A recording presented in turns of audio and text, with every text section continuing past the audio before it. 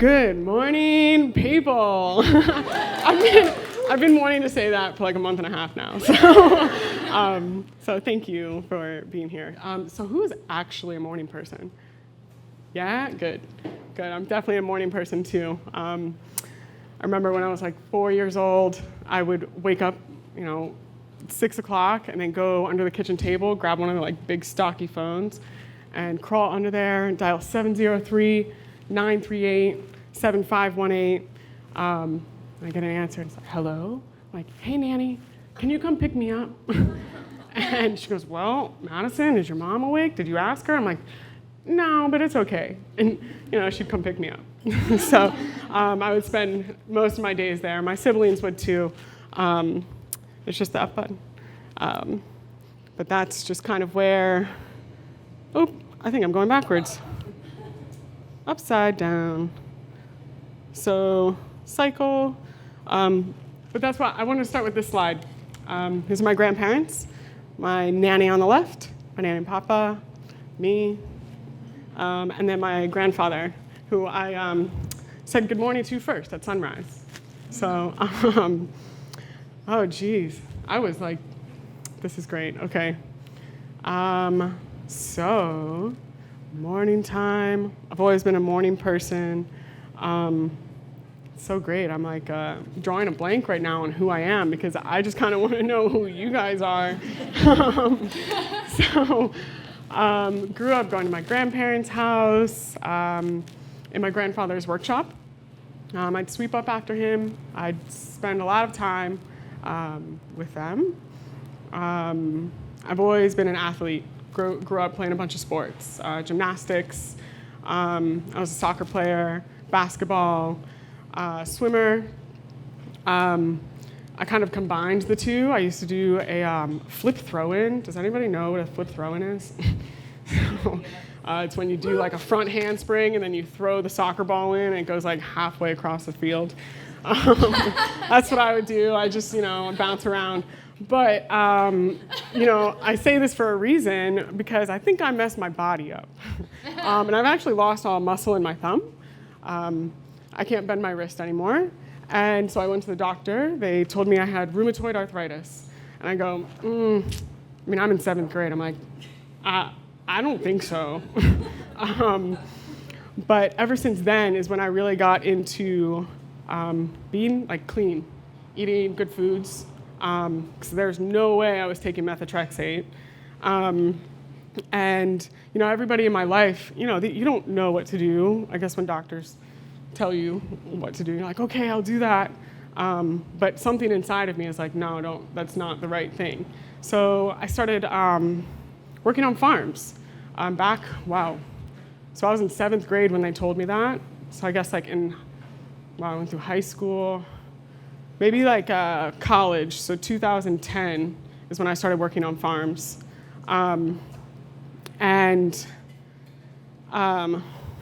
Geez, so much to say. I just started practicing that. Everybody likes to eat healthy, right? Yeah, good. I definitely love my Oreos too. So within working on farms, I also like to travel. I've always wanted to work for National Geographic.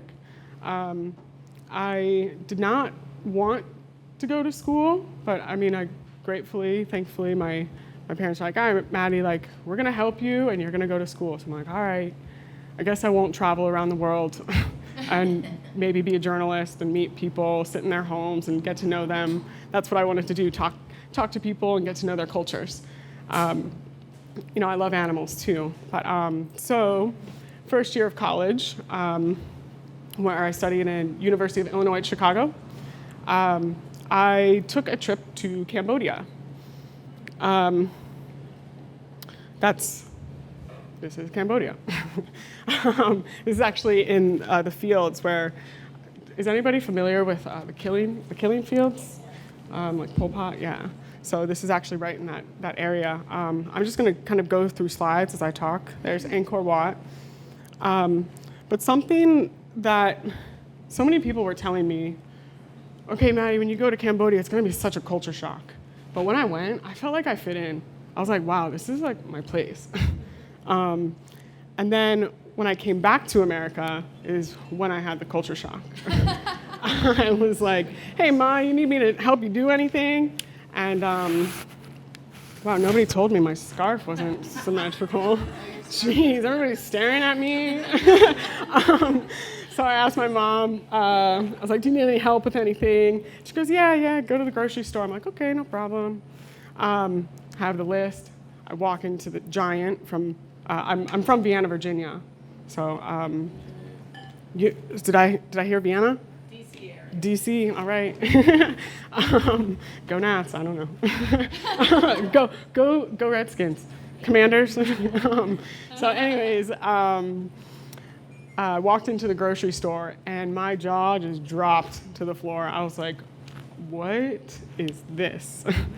I actually saw somebody make a salad at the salad bar and throw it away. And I went up to them and I'm like, do you know how many people are just like eating like little rice pellets? I don't know, I was livid. I went to go check out the steak that my mom wanted me to get and I go, like, I mean, that stuff is like that thick, you know, where you go like 4 in the morning and you catch your snake or your chickens and eat it for breakfast or lunch in Cambodia. And other places, here in America too.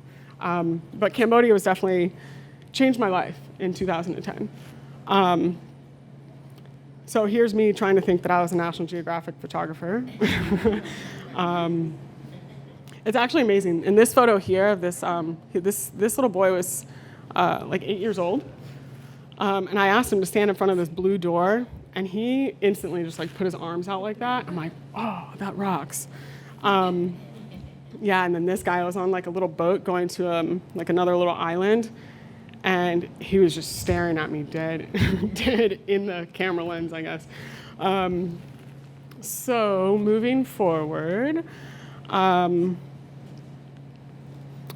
these are the little kids that are eating all the rice pellets. I went to pick some rice from the fields. You know, you're in like muck, like up to your knees. Just like kind of, I don't know what you call that. Just lifting up your feet in like quicksand, basically. But then I had lunch with these kids and they were like running after me because I had the camera. So I was like, all right, I'll take your picture.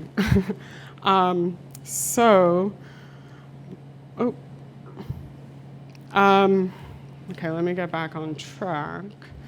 So farming is where I started, traveling. I really wanted to talk about travel because it's a really big part of who I am. Again, working for National Geographic, you guys are gonna think I'm crazy because I'm throwing out all these things. Before college, I wanted to join the Peace Corps. I've tried to sign up like 4 times and I've written my entry letter and then I never send it. There's just something up that I'm just like not supposed to do that yet. I don't know. But being here in America, I can't see anything else but to just help people out. I love gathering community. And that's a huge part of this project, actually. Sorry, now in my head, I'm like, where am I in my talk? So through my travels, I'll just get through Cambodia here. But I traveled to Australia as well. This is still Cambodia. This guy in the temple, we had our fortune thread. And my fortune was I was going to be president. And he goes, that's a really good fortune. I'm like, okay. I don't know. Maybe like president in a different form, not of the United States. So that's just a little bit. This one reminds me of something to say. So I've also been a teacher. I taught for 6 years. I taught autistic children. I taught in Cambodia as well, which was really amazing. And the kids inspire me. I don't know, I'm sure I inspire them too, but I learn just as much from them as they do from me. I'm sure, is anybody else a teacher in here? 1? 2? 3? Oh, great, good. Keep teaching, it's tough. So teaching is on the list, and then farming. So I worked on my first farm in 2010. I'm sorry, not 2010, 2014, back in Vienna, Virginia. And then I moved and I did some travel around the country. I just kind of worked. This was before COVID. I started traveling in 2016. I moved to northern New Mexico from big city of Chicago. Northern New Mexico, maybe I should keep this one under, but it's like the most amazing place in the country. You didn't hear me? But go there. Santa Fe is great, but outside of that is beautiful too. The land of enchantment. And that's really living with the land. You know, you can hear like those shooting stars go by, and I was working on a mineral springs there. Yeah, it's like, I remember seeing one, and I'm like, I think I can hear that. Yeah, it's gorgeous. Tres Piedras is where I lived, but you know, it's past the Rio Grande and 20 minutes from Colorado border. So I was working at a mineral springs there, where I was also working on the farm, and I learned a lot. But there was a lady that had cancer, and she wasn't doing chemo, but she was in charge of the farm and growing all the herbs and everything. And I haven't heard from her for a long time, but I bet she's doing well. And then, so moving forward, I had this really funny feeling, because again, I'm really close with my grandmother, that she needed me. And I actually met two women that looked like my grandmother. And then I was hostess also at the same restaurant where I worked on the farm. And I walked up to them, and they said, "Oh, your name is Madison?" I go, "Yeah." And she goes, "My granddaughter's name is Madison." I'm like, "What?" It's like, you look like my grandmother. And they were actually from McLean, Virginia, which is like 10 minutes from Vienna. I'm like, this is too weird. So I actually opened up to her about like how I had this funny feeling about my grandmother. And they go, "You know, I think she's calling you." You know, I don't know who believes in the spiritual things, but honestly, it's all part of the cycle. And so I packed up my stuff and took like a 2-week road trip back to Virginia. Saw my nanny, and I'm like, "Oh gosh, she's fine." I'm like, honestly, I'm like in tears, because like, I was like, I was planning on going around the entire world till I never came back. But here I am going to New Mexico, back to Virginia. And we had a dinner about 4 days after I got back. And I'm like, you know, crying. I see my older brother. He's like looking at me like, why the heck is Maddie crying? I had no idea. So dinner started. My nanny is like, "Oh, Madison, it's okay." She goes, "I have some news." I'm like, "Oh, you're pregnant." She's 78 years old. And she goes, "Oh, no, Madison." Like, she goes, "I have cancer." And I'm like, "What?" It's like my tears just like, it's like, wow, this is why I came back. You know, and ever since then, I've like truly believed in like listening to that. So I encourage everybody to do so. Don't fight that feeling. We shouldn't regret anything, but you don't want to regret anything. Yeah. So I was there with her by her side. I was actually holding her feet the moment she passed away. And I got this like jolt of energy, a joy, actually. I felt like it was amazing. And then that day, I hopped on a plane and I flew to Chicago. I was like, all right, my duty is done.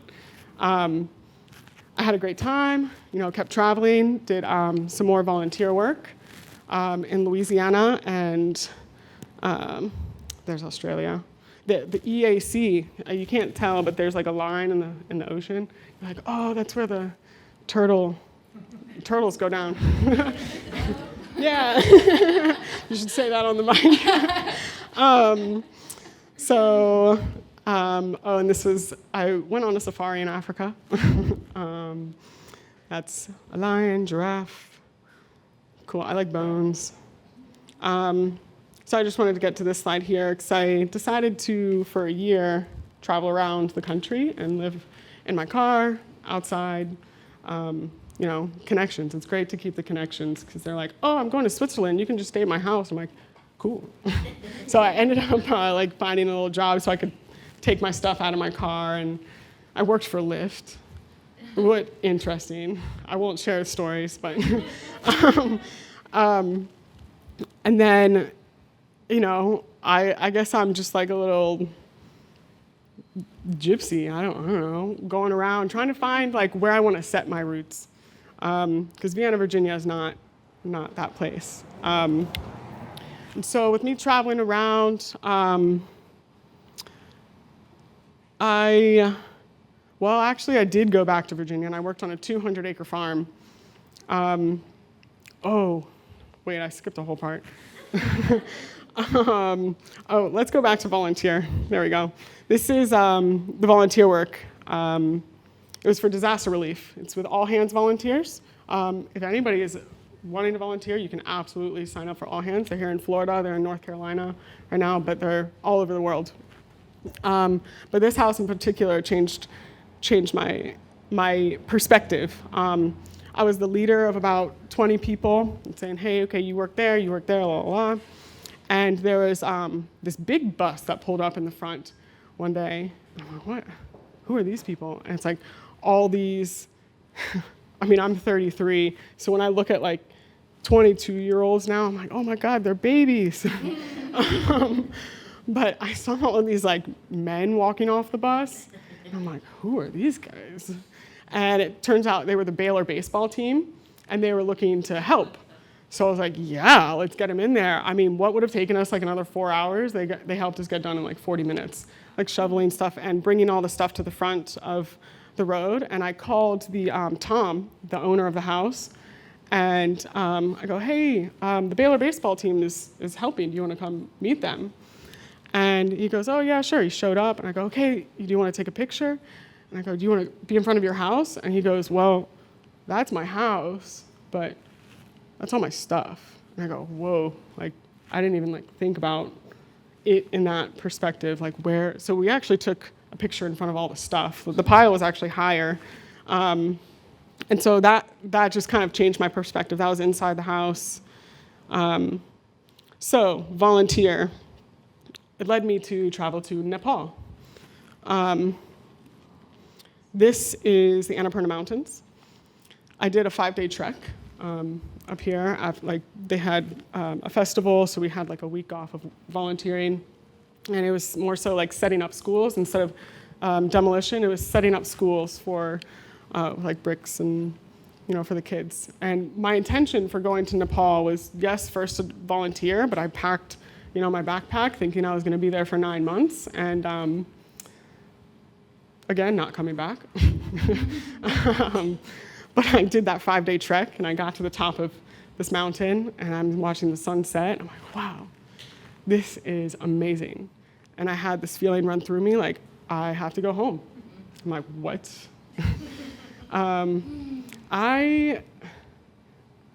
Does anybody know what Qigong is?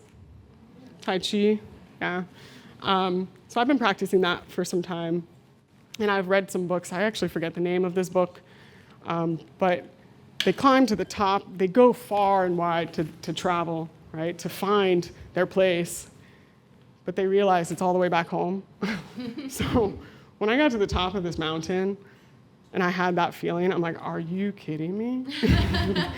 So I went all the way back home. And I thought it was like for my grandfather at that time, my papa. So I moved into his half A-frame. And I hope this isn't TMI, but I figured out that that's where I was conceived. And that, I think, is why I'm so close with my grandparents, because it's at their house. It's in their back, above my grandfather's workshop. So that's why I spent so much time in that workshop.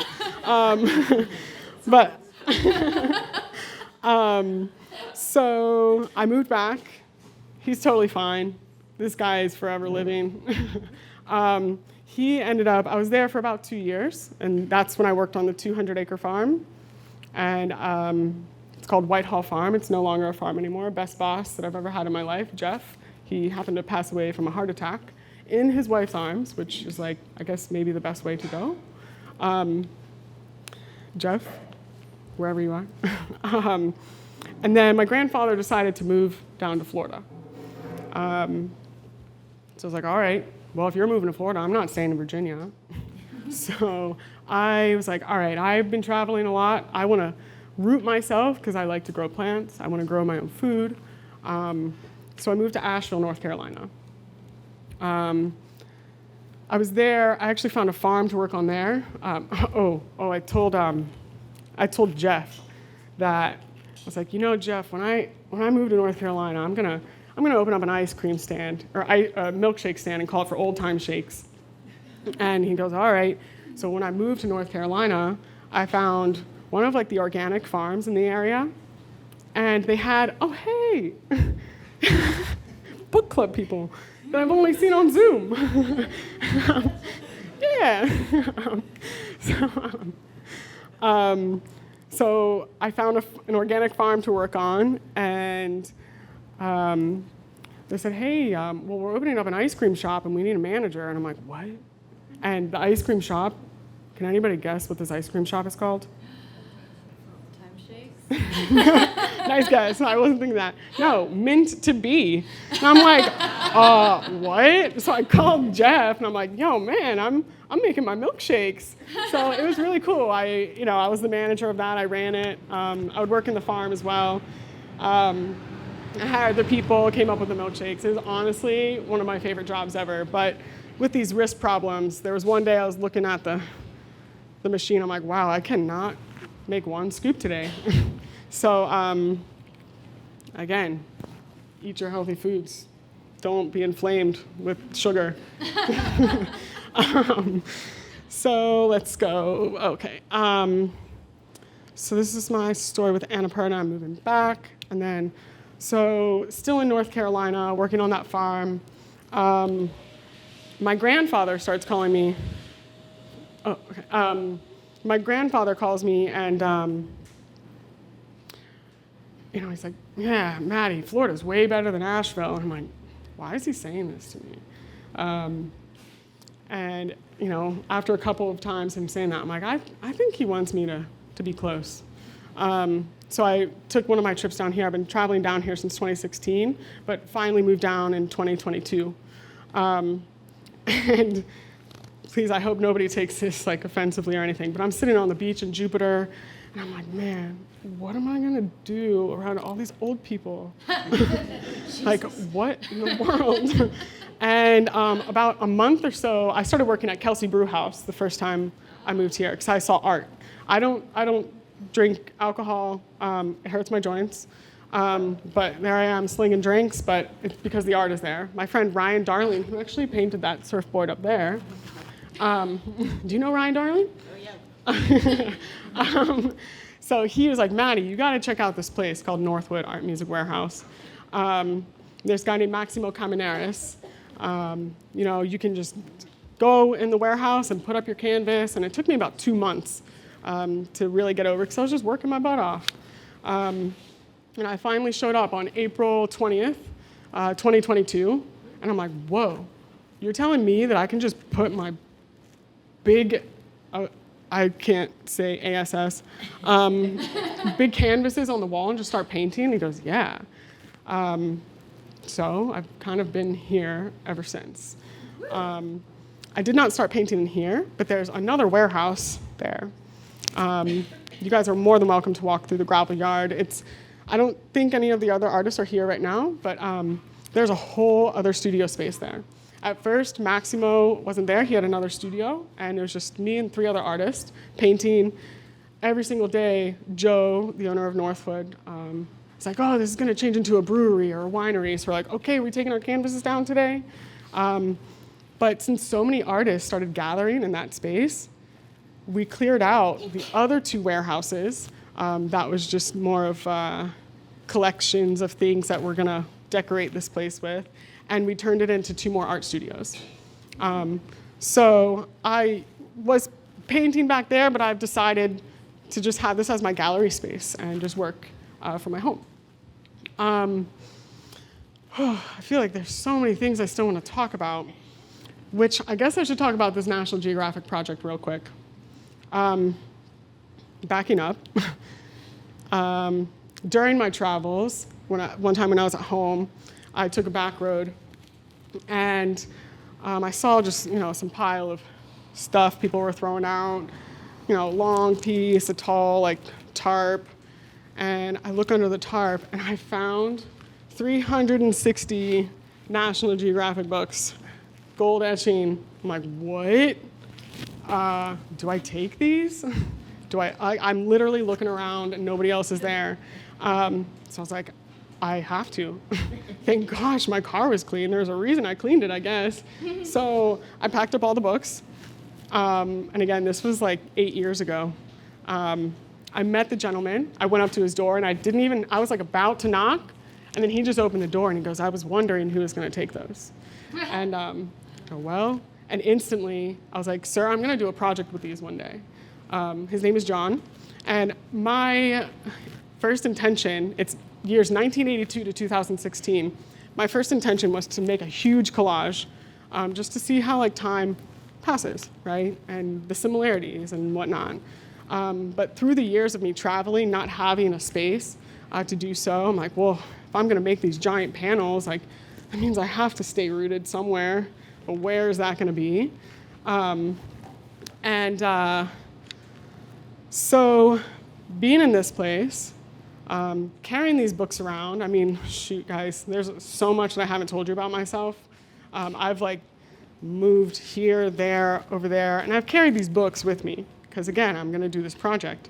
About 8 months ago, well, actually, the past 2 years have really gotten into the news more so than I ever have, and honestly, it has like it has flattened me out. I feel like I keep trying to peel myself up and it's just flattened out again. And I was like, what is the point, you guys? What is the point? And something dawned on me, like, wow, I need to open this project to the public. So now this project that I call the expedition is, I don't just collage, but everybody collages. So all of these collages that you see, this is only maybe like 20 or 30. I have over 150 right now. But these are all made by people in the public, mostly adults. A lot of people say like, oh, this would be a great kids project. I'm like, well, yeah, that too. But then so what I do and my vision is that there's gonna be over 10,000 of these. And I hang them from fishing line. It's all in my head. I can see it finished. It's in a huge warehouse. There's gonna be like audio, recordings, and it's amazing when people finish. I'm not saying everybody does this, but they come up and they explain it to me, and I get to know them. And it's out of these National Geographic books. And I was like, wow, like, I feel like I'm working for National Geographic. And I'm literally getting to know each and every one of you. Instead of me having to come to your home and your place, you guys are coming to me and expressing yourselves and sharing that with me. And I think it's something so beautiful. And I mean, there's so much paper, you guys. I'm like, wow, am I really gonna do this? But when people explain their project and how happy they are making it with their expression, people that are like, I don't even know what collage is.